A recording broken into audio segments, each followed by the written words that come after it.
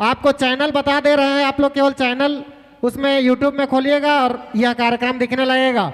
चल सहिया बैगमा, केवल आप यूट्यूब में सर्च करिएगा, आप लोगों को दिखने लगेगा। हमारा यूट्यूबर भाई लोग आए हुए हैं।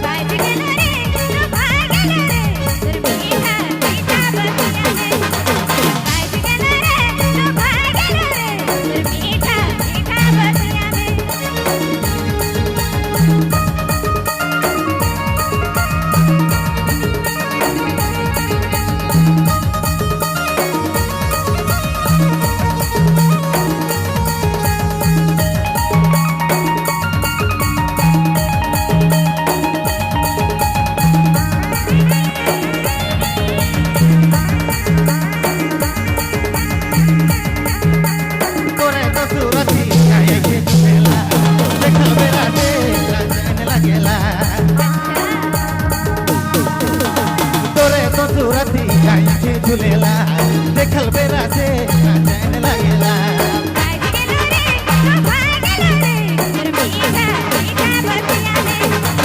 बैठ गेलो रे मोय बैठ गेलो रे सुंदर सुंदर चेहरा में।